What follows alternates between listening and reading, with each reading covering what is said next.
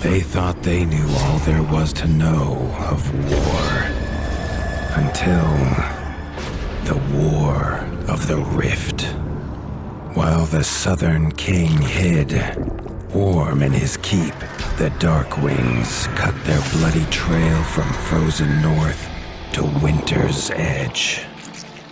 Alone, the Warden and his small garrison turned their whiskers to the icy wind. At the end of hope, in a last barrage, they wiped Batkind from the land and memory. With no sign of the Darkwings' return, in time, few believed them little more than a fairy's tale. But at Mount Cauldron, time had been all they needed. An old enemy claws free of their icy tomb and hungers for vengeance. But not all is lost. King Rattus brings north a cause for hope. A bastard prince, placed in the paws of the Warden of the Wastes to raise as his own. A secret of blood never to be told. Now, fate calls for a hero in a murderous screech, and one young rat will answer.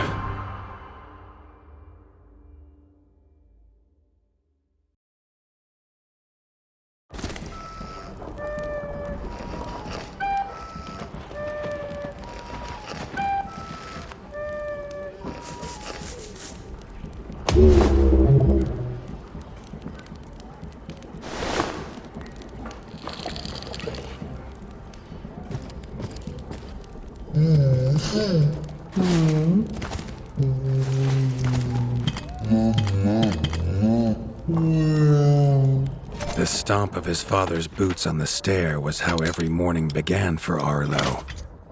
The booming shout to ready himself was louder still. But such was Lord Eivor's zeal at a new day. Dawn was breaking over winter's edge, and Arlo was yet to miss one.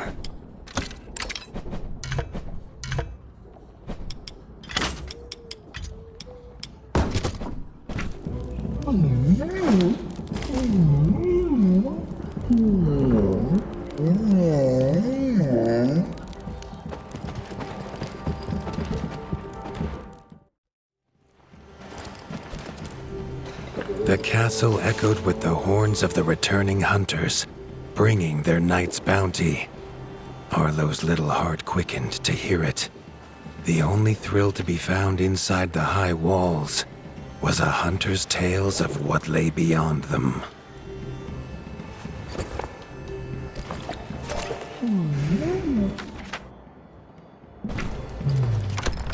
Arlo tells himself it's a good life here in Winter's Edge. The bustling of contented rat folk, the crisp mountain air, and without the endless scourge of frogs the southerners suffer. Why should he want for more?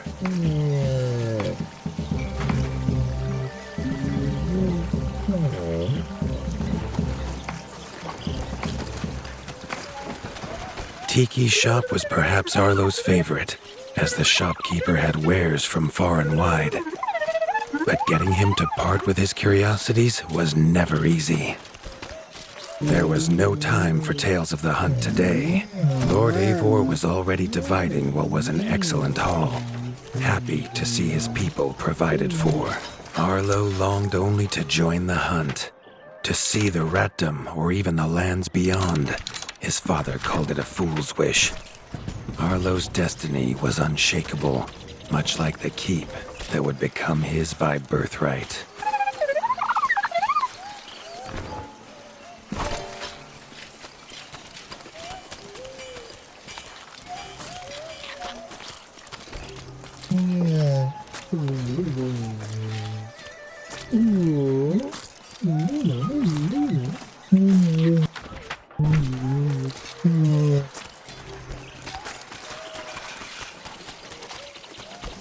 Arlo has no memory of his mother, but Hilda's food was a true taste of maternal kindness. With the right ingredients, she would make meals nourishing to body and soul.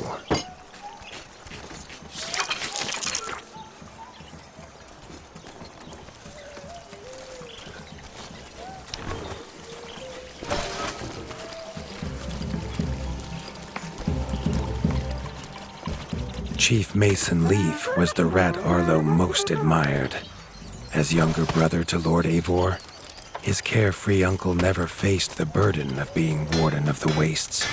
With walls this strong, his duties were light, leaving him plenty of time for his nephew. Krunk was a rat's rat, with no interests beyond his forge. If you have the parts, this master crafts rat can make armor and weapons that would see off a sky scorcher bite, or so he claims. Arlo wondered how well they'd do against something that wasn't a myth.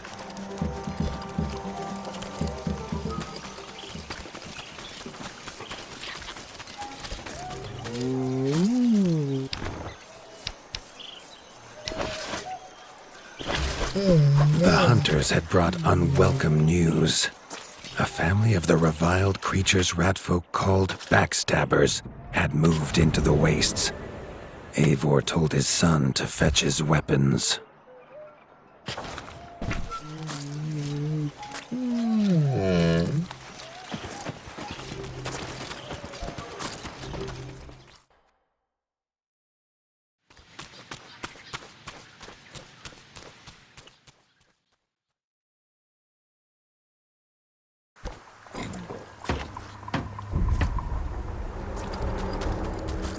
His father had no explanation for suddenly taking Arlo on a hunt. It even gave the hunters pause. Arlo had been taught to fight, and better than most. But rarely had he been tested. He was determined to prove himself. The rugged terrain of the outskirts could have taken all day to traverse, but Arlo's trusty grappling hook allowed him to swing between its many crevices.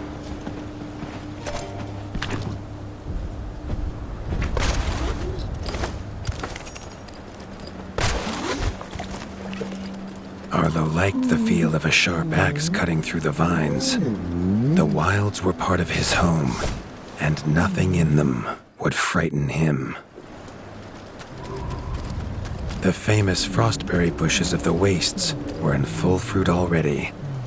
Their juice made a healthy tonic, though Lord Eivor preferred them fermented.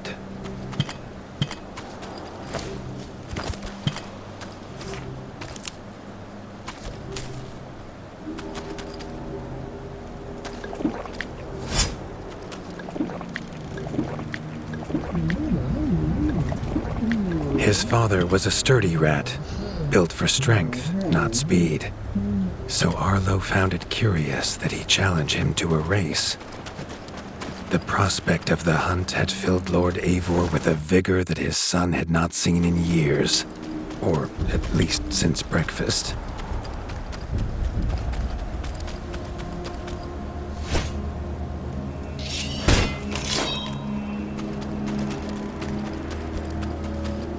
A warden fights the hardest battles, he told Arlo, and needs the sharpest blade. With that, Eivor gifted Arlo his own sharpening whetstone.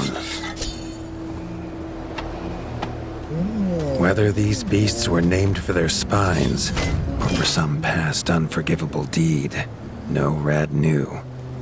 Either way, Arlo was about to find himself at the pointy ends of this brood. Even young backstabber red attacks were brutal, but a well-timed dodge would see Arlo escape unscathed.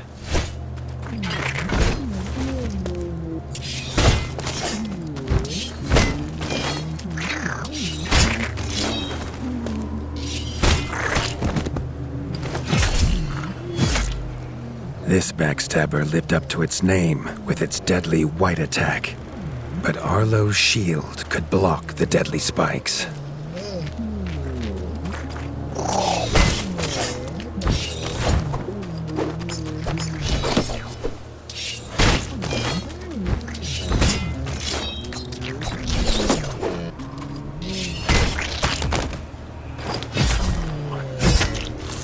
This young one used vicious yellow attacks. Arlo had to time his parries perfectly.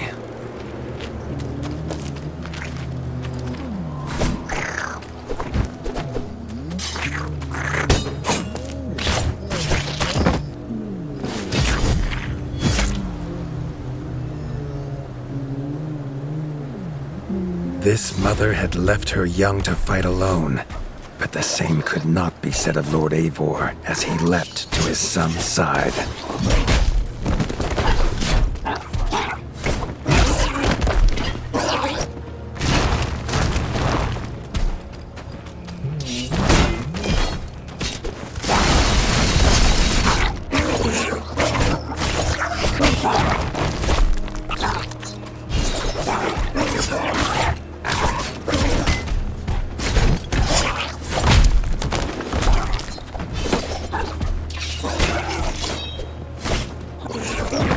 It was Lord Eivor's mighty blade that took her head, but the fight was won together.